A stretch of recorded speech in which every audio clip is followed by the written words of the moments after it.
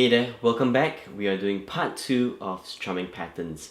In this video today, I'm going to show you some patterns that you can use straight away for a lot of pop songs, a lot of contemporary songs. We're going to do about 3 patterns. This will be very useful if you don't have enough vocabulary or you don't have a big vocabulary of strumming patterns and you need something to work with. Well, depending on the groove or the rhythm of the song, I'm going to try and show you 3 patterns, and then you can choose the appropriate one depending on the song. This will be useful in situations where, last minute you are asked to play a song, say at a party. You need to wing it on the spot. With a song that you're familiar with the melody, you've heard it many times, but you have not really learned the song before. A good example would be Christmas songs or at parties where people just want to hear some modern pop songs and they're easy to learn, or rather they're easy to figure out, but you just don't have the vocabulary for strumming patterns. I just want to say though that even though I'm showing you 3 patterns and I see that it works for a lot of songs, this really isn't it. There's a lot more you can learn, and there's a danger of getting stuck in certain patterns, and that's the main complaint I always hear. A lot of people ask me, hey, how do I learn new strumming patterns? Well, I think, which I'm going to explore in part 3 of the video. Most important thing is don't get stuck with your own vocabulary. You have to learn new vocabulary. But anyway, in this video, we're going to talk about that in the next video. In this video, we're just going to concentrate on what I think are 3 useful patterns we can use. Okay, so let me show you pattern number 1. I'm going to play it for you first. One more time, a little bit slower.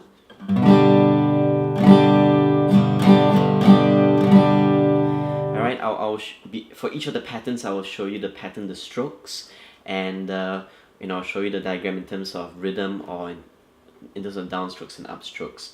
So it's a very it's a 4/4 pattern. It works for most pop songs are going to be in 4/4, meaning 4 beats. So it's going to be down, down, up, down, up, down, down.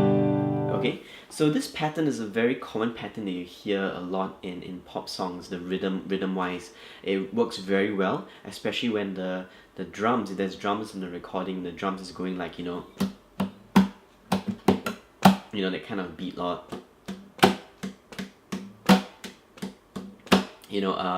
And some examples I would like to call out would be like Home by Chris Daughtry, Less Than Perfect by Pink, A Million Reasons by Lady Gaga, Everything Has Changed by Taylor Swift and Ed Sheeran, and If I Die Young by the band Perry.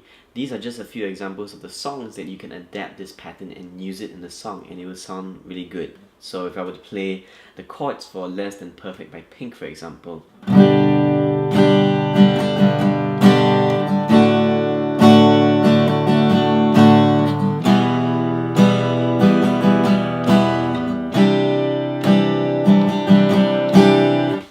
it will work really very well with the song. It will work, right? It will fit. It's a really very well used pattern, and fits most songs that have a straight groove. So of course, the songs, the pattern will change, or rather you have to be careful of the tempo of the song. So like A Million Reasons, for example, would be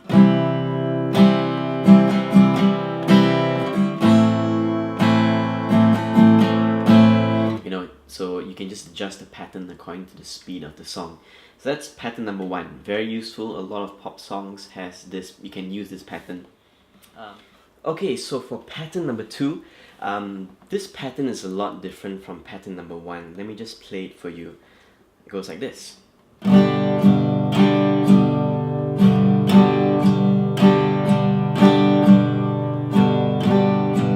me play it a little bit slower. Down, up, down, up, up, down, up. Okay, so there's a slight pause in the middle. Just remember to do 2 upstrokes, alright? Down, up, down, up, down, up. There is a slight variation to this in which we swing the pattern a bit. I don't have enough time to explain what I mean by swing, but we give it an kind of like an uneven groove. like the downstrokes are longer than the upstrokes, like this. Hopefully we can go by feel. It goes like this. Let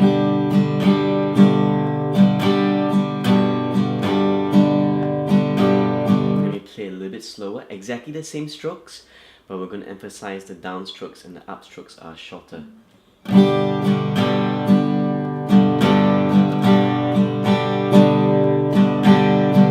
Alright, this is what we call swinging the rhythm a little bit, and it's going to work for certain songs, as I'll explain in a while.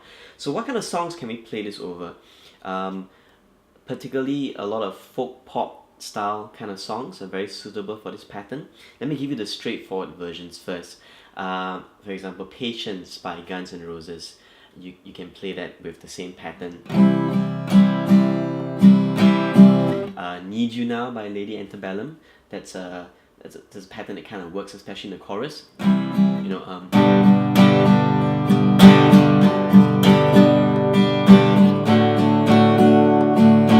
those who are on the chords, but you get what I mean. It's got a very groove that you need to the two upstrokes. If we swing it a little bit, a good example will be I'm Yours by Jason Mraz.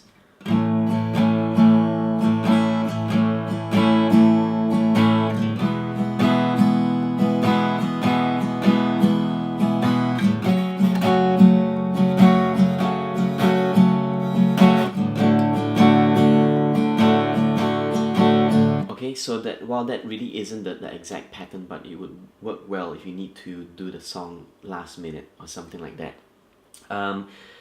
Another song which you need to swing the rhythm a little bit, if you remember this song, is called Grow Old With You by Adam Sandler from the movie Wedding Singer.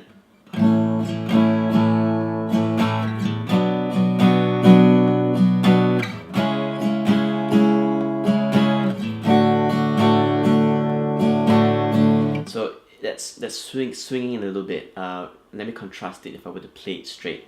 I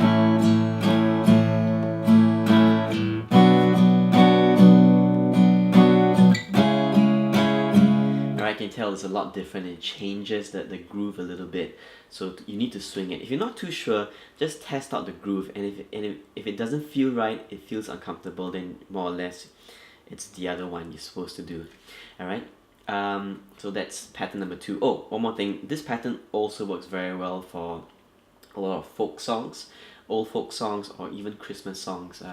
Christmas songs will work very well with this kind of pattern. Alright, so let's move on to pattern number 3. Pattern number 3, it's the easiest to execute out of the 3 patterns, but don't underestimate its use. Okay, it's actually a very versatile pattern. Let me play it for you. It's going to be like this.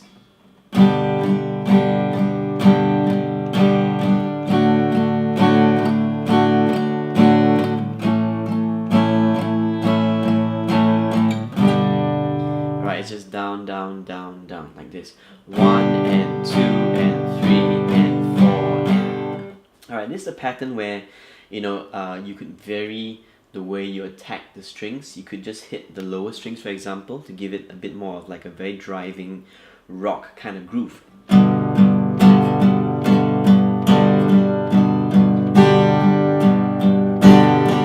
Alright, so what kind of songs can we play over with this pattern? We can play again like folk pop kind of music to all the way to acoustic rock songs.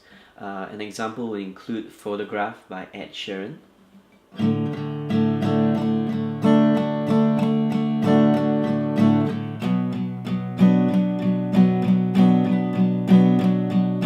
Right, that's the groove that fits the song if you hear the beginning of it. Of course, he's palm muting it. But you know, we're just gonna stick to this simple pattern first. Another good song would be a lot of electronic pop songs, EDM songs. You know, when you hear on the radio, you can actually use that. This is not really an EDM song, but Counting Stars by One Republic is a great song. You know, if you listen to it, it's very straight. You know, a lot of. And here's a weird one, Chasing Cars by Snow Patrol is another great song, especially in the chorus, where if you do the pattern.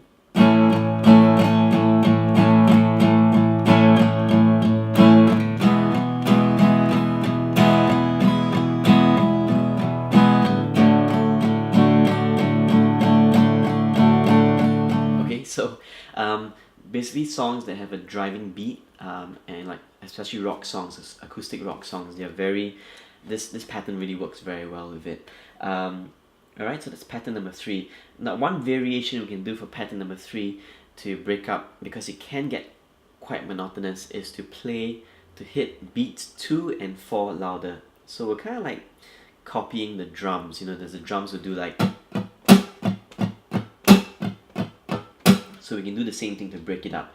Maybe we keep it very subtle for the verse, for example, and then when it gets to the chorus, we make it more driving and more upbeat by doing.